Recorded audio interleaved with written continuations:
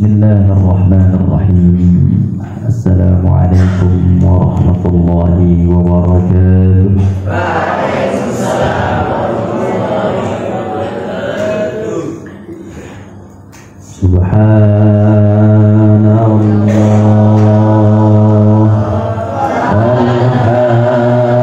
alhamdulillah, wa la ilaha illallah,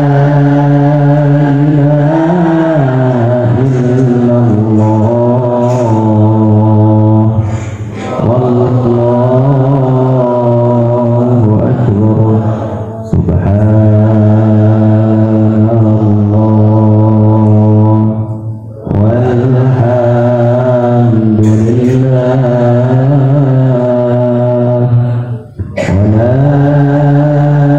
ilaha illallah, wallahu akbar. Subhanallah, walhamdulillah, wa la ilaha illallah, wallahu akbar. La ilaha illa anta subhanaka inni kuntu minadh dhalimin. La ilaha illa anta subhanaka inni kuntu minadh dhalimin. La ilaha illa anta subhanaka inni kuntu minadh dhalimin. Assalamualaikum warahmatullahi wabarakatuh.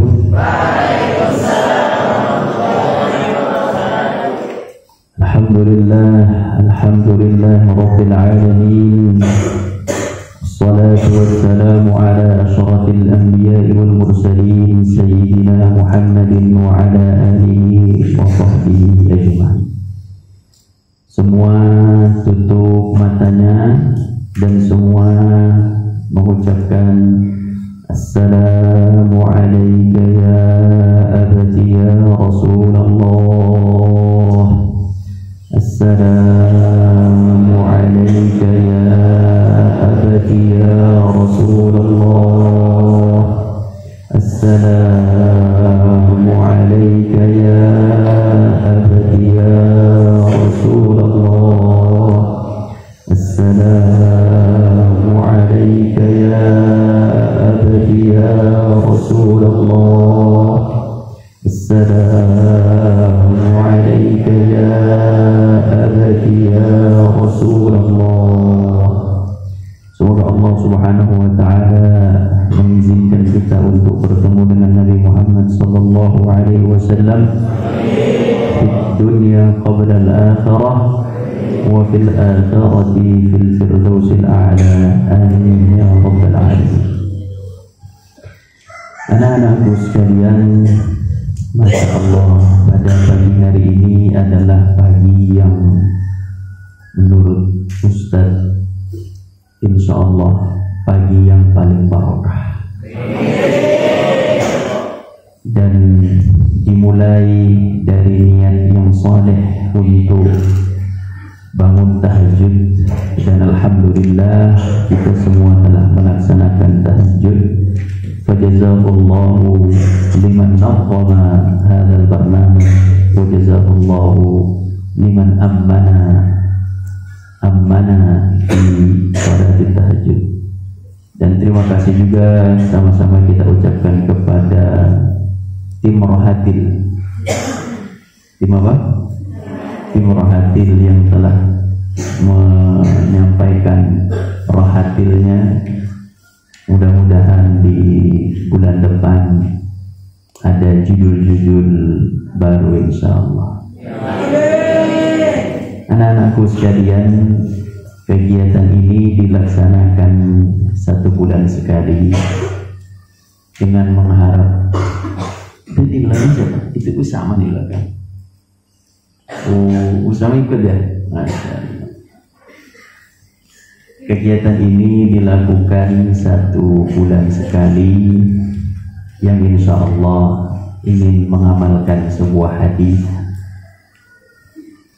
Barang siapa yang salat subuh fajalasa yadhkurullaha hatta,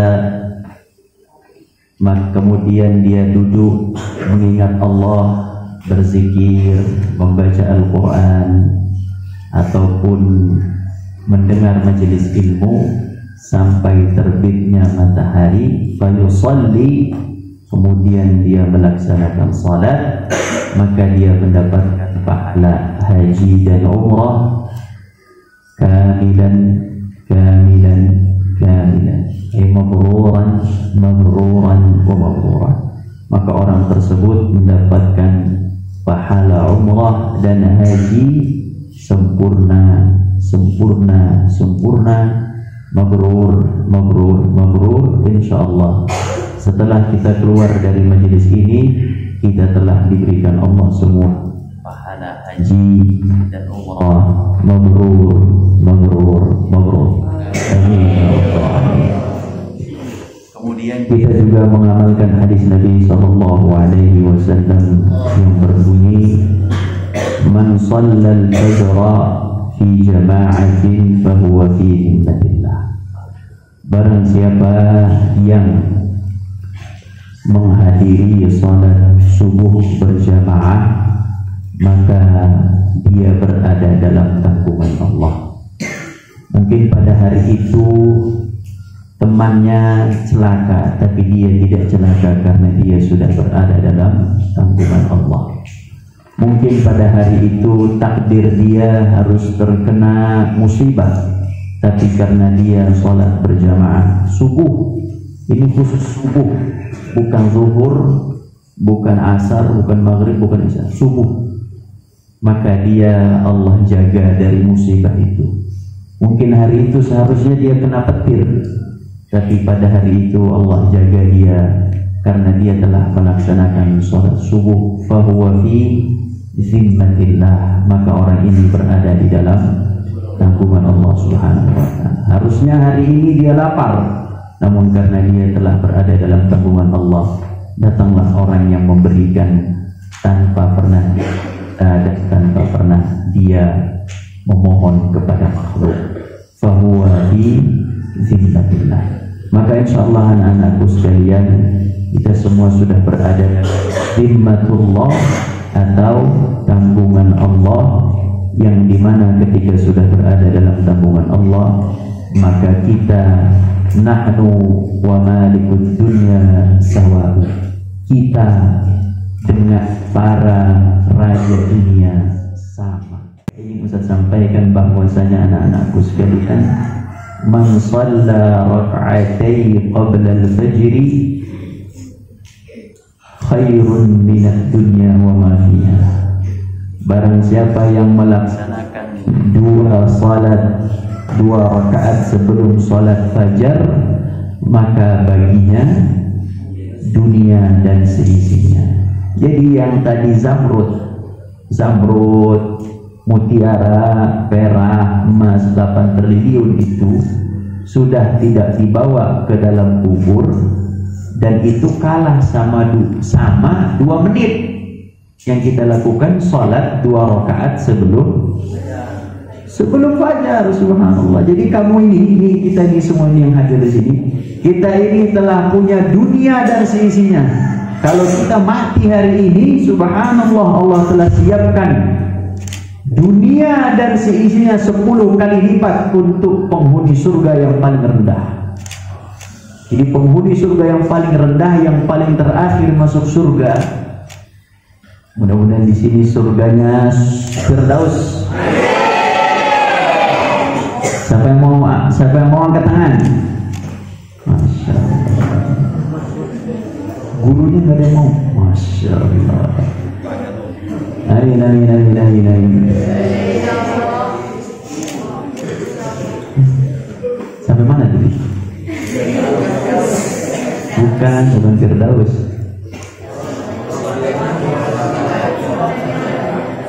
Hah?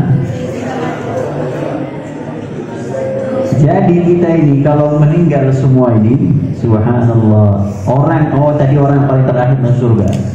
Orang yang paling terakhir masuk surga, keluarlah dia dari neraka. Ini terakhir. Setelah ini surga ditutup abadal abidin, la yaftah ba'dahu abadan wa la yakhruj minhu abadan. Keluarlah orang ini dari mana? Dari surga.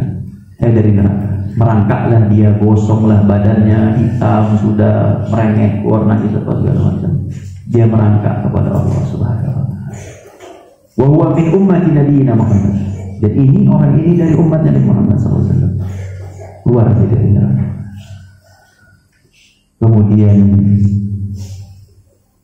dia diperintahkan oleh Allah, wahai hambaku, masuklah kamu ke dalam surga, karena kamu telah bersih dan kamu telah tidak ada dosa.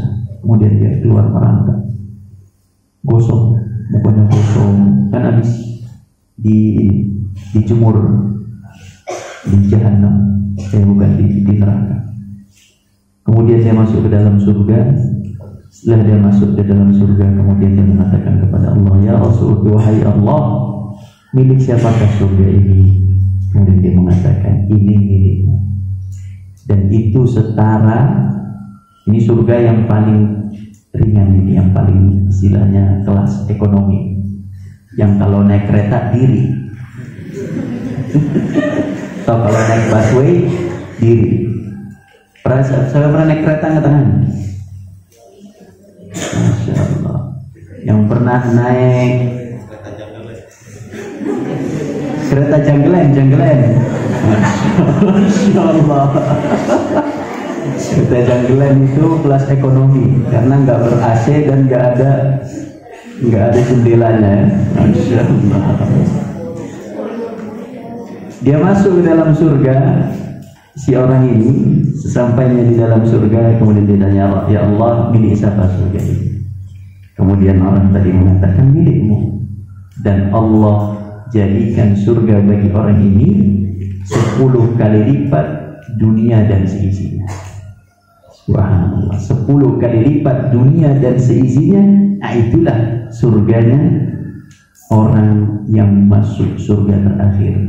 Dan dia mengatakan, ya Allah, begitu indah semerbak surga ini. Kemudian dia menyangka bahwa dia dapat paling bagus, padahal dia dapat yang paling ekonomi. Insya Allah kita semua masuk ke dalam surganya Allah Subhanahu wa taala bighairi hisab wala sabiqa adzab, tanpa adanya hisab dan tanpa didahului oleh azab. Amin ya rabbal alamin. Anak-anakku sekalian, pada hari ini insyaallah kita akan membahas kisah tentang sahabat Nabi sallallahu alaihi wasallam. Buku ini adalah Ashabul Rasul, sahabat-sahabat Rasul, yang ditulis oleh Syekh Mahmud Al-Misri, yang mana buku qiraah kelas SMA juga sama penulisnya, Mahmud Al-Misri. Beliau punya banyak karya, diantaranya adalah kitab Ashabul Rasulillah sallallahu alaihi wasallam. Anak-anakku sekalian, berbicara tentang para sahabat Nabi sallallahu alaihi wasallam adalah kisah seorang manusia yang realita dan fakta. Di dalam Islam, dicatat baik-baik, di dalam Islam, tidak usah catat di situ, catat baik-baik dalam kepala. Di dalam Islam tidak kurang yang namanya tokoh, sehingga umat Islam tidak ada alasan untuk tidak bisa mengikuti Karena umat Islam dituntun dengan seorang tokoh yang banyak, dan tokoh ini sangat berlimpah di dalam Islam. Dari mulai tokoh Nabi Muhammad SAW, Abu Bakar, Umar, Utsman, para sahabat Nabi, para ulama seperti Imam Syafi'i, Imam Ahmad, Imam Bukhari, Imam Muslim, Ibnu Khaldun, dan para imam lainnya, semua Imam Nawawi dan seterusnya.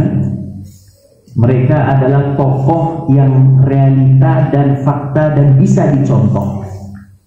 Mau yang cari paling berani ada, mau dicari panglima ada, mau dicari orang paling terkaya ada, yang sampai sekarang punya hotel di Madinah, Utsman bin Affan, ada hotel namanya di Madinah, Hotel Utsman bin Affan, sampai sekarang ada. Yang ahli ilmu ada, yang ahli pendidikan banyak. Sampai kata Ibnu Zar, Abu Dzar Al-Ghifari, beliau mengatakan dalam kitab ini disebutkan, Abu Dzar Al-Ghifari, ma yuqallibu at-tayru janahaihi illa wa 'indahu lana 'ilmun 'an Nabi sallallahu alaihi wasallam. Kata Abu Dzar Al-Ghifari, beliau mengatakan, tidaklah seekor burung mengepakkan sayapnya kecuali kami punya ilmu tentang itu dari Nabi sallallahu alaihi wasallam. Tidaklah apa? Burung mengepakkan dua sayapnya kecuali kami punya ilmu tentang itu dari Nabi sallallahu alaihi wasallam. Makanya para ulama mengatakan setelah sepeninggal Nabi sallallahu alaihi wasallam, pakar apapun di Madinah ada. Mau cari pakar apapun di Madinah, ahli strategi, ahli politik, ahli apapun ada. Madinah Al-Munawwarah. Subhanallah. Begitu para sahabat Nabi. Nah, Islam ini tokohnya nggak habis. Tapi di non-Islam, selain Islam, Buddha dan lain-lain, mereka tidak punya tokoh. Akhirnya mereka membuat tokoh, membuat sosok yang khayalan, palsu, bohongan, fiksi, dusta, hoax. Contohnya Ustaz, contohnya manusia mau terbang, bikin Superman. Coba saya tanya, ada gak Superman sekarang ini? Ada sejarah realitanya? Gak ada. Kemudian ingin memberikan segala sesuatu bisa terjadi. Turunlah Doraemon. Kucing kok bisa ngasih sesuatu? Apain? Nggak ada itu. Kalau di dalam Islam doanya makbul, banyak para ulama itu. Nggak usah jauh-jauh, doa kalian juga makbul. Ngapainlah Doraemon ngeluarin pintu aja, ngapain? Coba sekarang mana itu kucingnya? Nggak ada. Kemudian di Eropa, di luar negeri, yang negara-negara yang tidak bertuhan itu, atau Tuhannya salah, ngaco itu, kemudian mereka bikin apa lagi? Orang terkuat, Iron Man.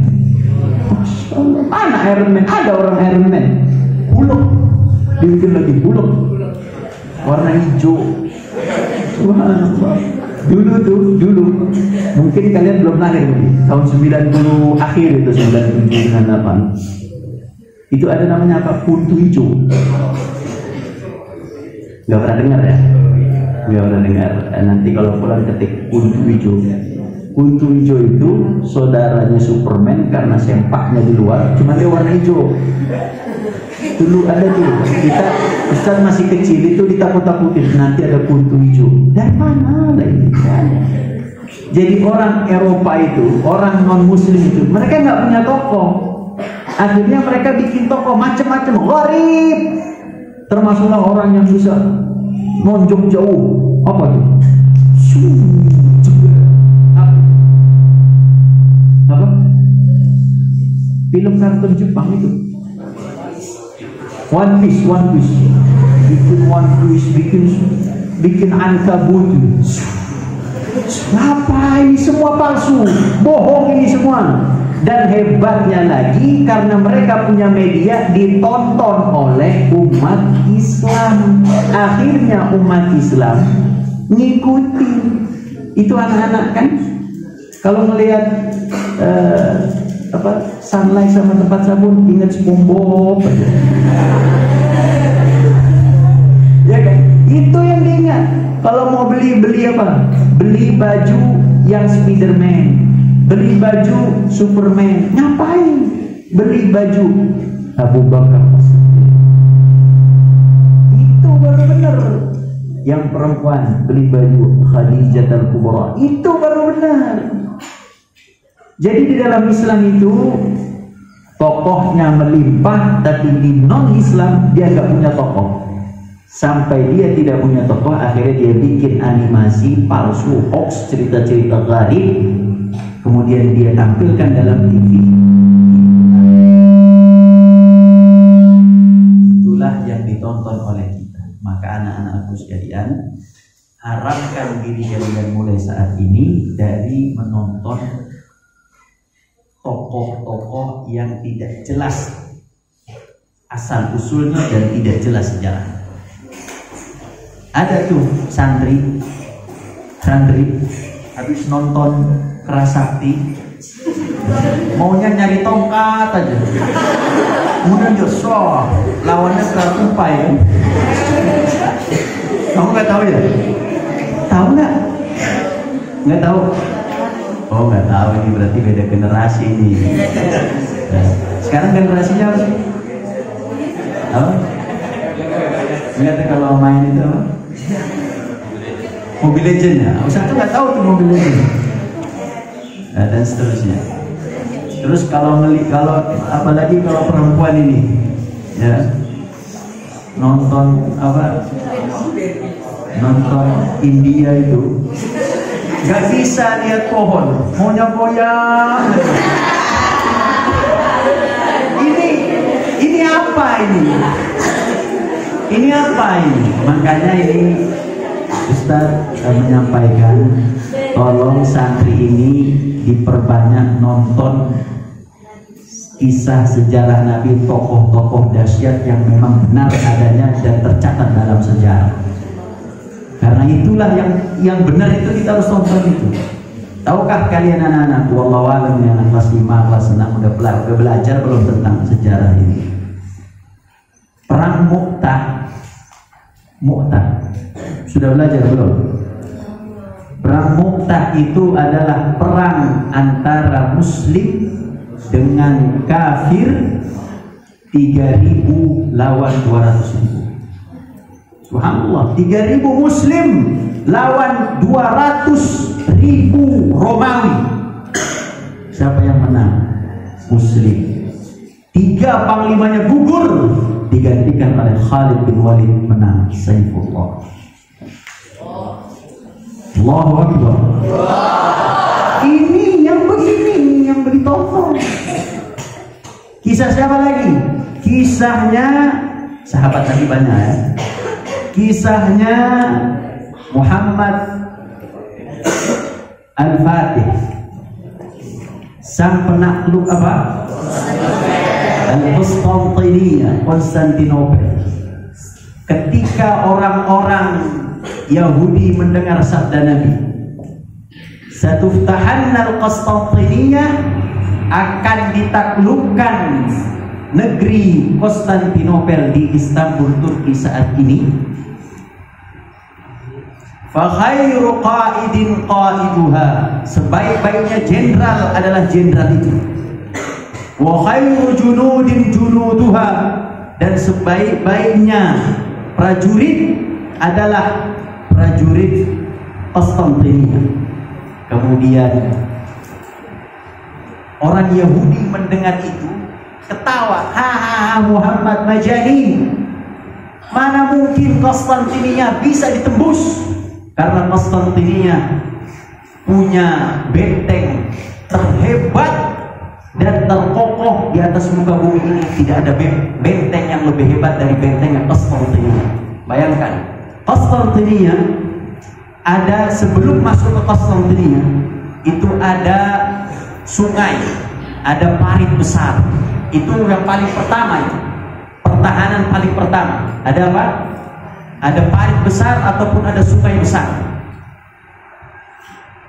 pokoknya seperti itu. Ada sungai besar. Kemudian yang kedua, ada bangunan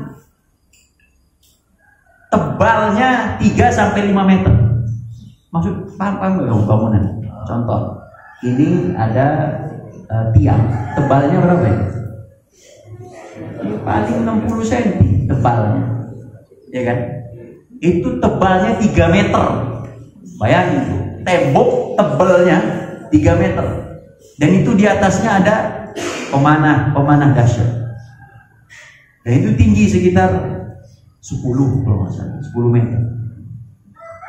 Baru di belakangnya itu lapis kedua, lapis ketiga lebih tinggi lagi. Dan itu juga sudah siap ada. Dan itu di sekeliling Konstantinia itu ada. Subhanallah. Nah, orang Yahudi mendengar ini ketawa terbahak-bahak. Mereka mengatakan, Majnun, hada mustahil abadan. Konstantinia la ilaha illallah qawlan jiddan. Hatta Romawi apa segala macam tidak bisa mengalahkan Konstantinia. Wah, waktunya habis. Udah habis belum? Dikit lagi. Mau diteruskan? Konstantinia kemudian dengan berjalan waktu ratusan tahun. Jadi sabdanya sudah dari zaman Nabi SAW baru bisa ditaklukkan sekitar 800 tahun setelah itu. Berapa? 800 tahun setelah itu oleh seorang anak muda umur 21 tahun yang bernama Muhammad Al-Fatih. Sampai sekarang Muhammad Al-Fatih bukan ada patungnya, tapi ada apa istilahnya? Seperti patung, apa istilahnya? Miniatur ya. Ada miniaturnya di Turki, dia sedang begini. Nah, itu nanti bisa dilihat di video atau nanti di YouTube. Mudah-mudahan kita bisa ke Turki semua. Amin amin. Turki itu jonggol belah kanan ya. Kemudian anak muda ini dia mengatakan kepada siapa? Kepada seluruh junudnya. Dan dia punya syarat. Semua yang mau ikut dalam barisan dia wajib hafal Quran. Semua junudnya, junud itu apa? Prajuritnya wajib hafal Quran. Semua junudnya tidak boleh lepas takbir rakaat pertama. Oh, ini syaratnya luar biasa. Jadi syaratnya itu bukan rendah, ini syaratnya tinggi. Dan semua prajuritnya wajib tahajud. Terakhir, semua prajuritnya tidak ada yang boleh bermaksiat kepada Allah Subhanahu wa taala. Makanya ketika Rasul mengatakan wa khairu junudin junuduha, sebaik-baiknya prajurit adalah prajuritnya itu, yaitu kenal. Karena memang itu luar biasa syaratnya. Muhammad Al-Fatih rahimahullah, panglima besar yang tercatat dalam sejarah panglima terhebat di atas muka bumi ini. Muhammad Al-Fatih setelah Muhammad Al-Ayyubi dan setelah Khalid bin Walid. Muhammad Al-Fatih bingung juga beliau bagaimana cara menembus Konstantinopel. Akhirnya mereka mengepung hampir sebulan lebih, mengepung Konstantinia itu dengan prajurit yang sangat banyak, luar biasa. Kemudian barulah di waktu subuh. Di waktu apa? Subuh. Orang Muslim sudah biasa dengan tahajud, bangun seperti kita kan, sudah biasa dan sudah siap perang. Kalaupun ada yang ganggu, sudah siap belum? Siap, karena sudah wudu, sudah siap, sudah on, sudah diperintah pun apa udah siap. Nih kamu nih, diperintah apapun jam 4 udah siap. Kalau orang-orang selain pada Islam jam 4 tidur, ngelantur, bahkan baru ada yang tidur, ya kan? Dari main baru tidur dia. Nah, ketika Al-Fatih itu bisa masuk ke dalam Konstantinopel dan mengambil istana tersebut, dia mengatakan subhanallah, Allah memenangkan kita dan benarlah sabda Nabi SAW, karena beliau tidak pernah bohong. Allahu Akbar, maju diserang, menang. Masya Allah. Siapa yang mau kayak Muhammad Al-Fatih? Sabda Nabi itu, sabda kok nggak ada mau yang apa? Siapa mau jadi istrinya Muhammad Al-Fatih?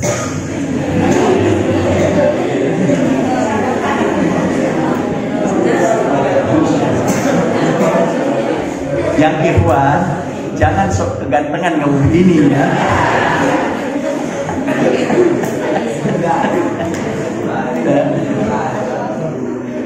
Jadi beliau begitu, itu Muhammad Al-Fatih. Dan filmnya panjang, dan memang harus sabar nontonnya dan memang kita harus mengulang sejarah. Makanya anak-anakku sekalian, kalau ada janji-janji Allah, janji-janji Rasul yang belum terlaksana, yakinlah akan terlaksana, entah siapa dan entah kapan. Karena itu adalah janji wahyu Allah Subhanahu wa taala. Seperti Romawi itu akan takluk di dalam surat Ar-Rum. Siapa yang hafal? Ughlibatur fi adnal ardi wa hum min ba'di ghalabihim sayaghlibun. Ayat itu berkisah tentang Romawi versus Persia. Dari itu ada kisahnya hebat lagi.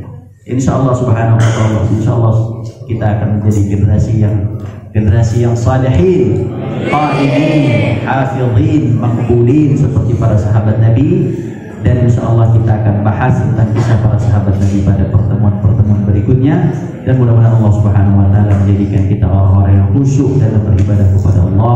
Allah bersihkan hati-hati kita, Allah jauhkan kita dari musibah, maksiat, dosa, dan Allah Subhanahu wa taala limpahkan kepada kita rahmatnya, ampunannya, rezekinya yang halal, thayyiban, wasi'an, mubarakah. Dan mudah-mudahan Allah Subhanahu wa taala jadikan kita orang-orang yang saleh, orang-orang yang berpegang teguh kepada agama Allah, yang membela agama Allah Subhanahu wa taala, yang Allah angkat kita ke Makkah Al-Mukarramah dan ke Madinah Al-Munawwarah, yang Allah angkat kita, Allah izinkan kita untuk bisa pergi ke Turki melihat kekuasaan Allah Subhanahu wa taala. Dan dengan itu semua kita menjadi orang-orang yang bersyukur. Al-Fatihah.